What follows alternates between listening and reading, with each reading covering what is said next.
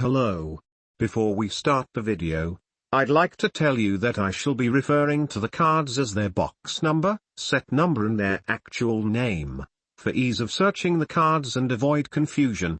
As an example, I shall be referring to the card on the screen as BT5007 Agumon.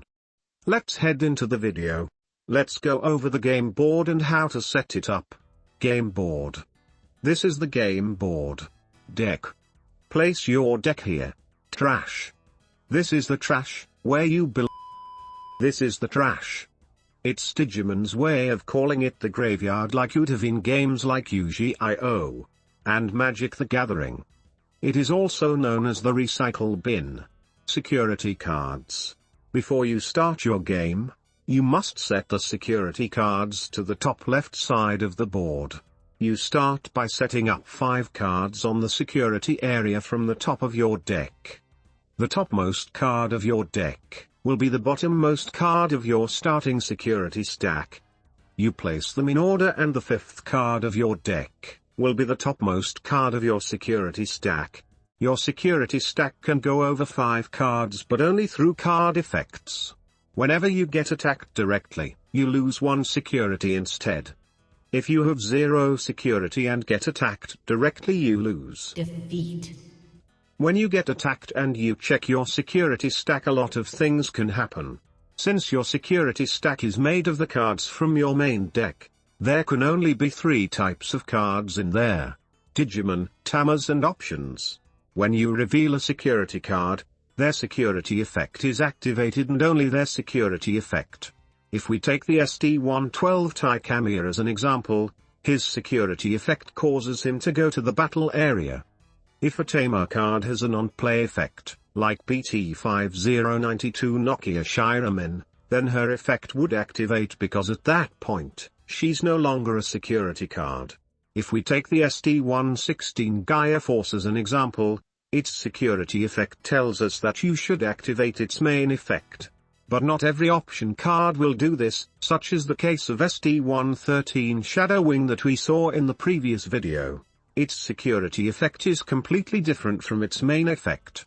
BT3097 A Delicate Plan goes into your hand instead of being activated. And BT1090 Gravity Crush has absolutely no security effect, meaning that when checked, it'll do absolutely nothing. If the revealed card is a Digimon card, then they're treated as a security Digimon. When they're revealed, none of their effects is activated unless it's a security effect. If the security Digimon was revealed by battle, then both battle one another. Just like regular battles, the Digimon with the highest DP wins and the loser gets sent to the trash. Regardless of the outcome, your security Digimon will be sent to the trash as well. Because security cards will always go into the trash zone unless their security effect states otherwise, like the BT5112 Omnimon's Wart Defeat, that goes into the field without battling their opponent, or the yet-to-be-released SD706 Geogreymon, that does battle the opponent, but regardless of the outcome, it comes into the battle area. To wrap up security checks and security effects. Effects such as SD112 Takamiyas do not affect security Digimon, because it specifically says all of your Digimon. But the effect of SD114 Starlight Explosion would affect security Digimon, because it specifically states all of your security Digimon. Breeding area. You place your Digi-Egg deck here. And here you place your hatched Digi-Egg. Digimon cannot leave the breeding area unless they're level 3 or higher. The breeding area is not affected by effects that were cast on the battle area.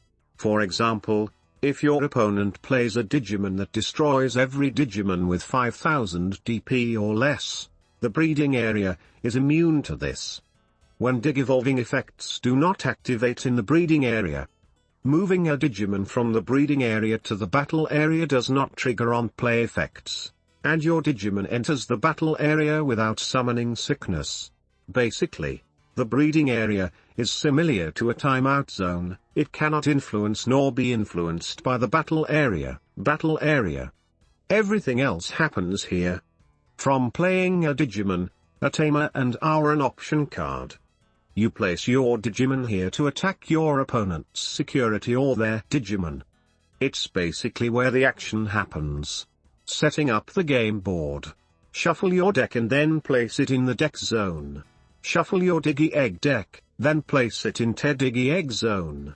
Draw 5 cards without looking at them and place them face down in your security stack one at a time. Remember, first card in your deck is the 5th in your stack, and the 5th in your deck is the 1st in your stack. Determine who goes first by rock paper scissors. The winner automatically goes first. You don't get to choose unlike Yu-Gi-Oh! You can also decide this with the roll of a die or dice. This is specially convenient for when you're playing against another player through a video call. Draw 5 cards from your deck. This is your starting hand. If you're the player starting second, you draw a card on your draw phase. Place the counter on the number on the memory gauge. And you're ready to start the game. If you think you could use more information or that this video format wasn't satisfying enough, I strongly recommend downloading the tutorial app for your smartphone, available on both Android and iOS. Or you could check out Bandai's official rulebook.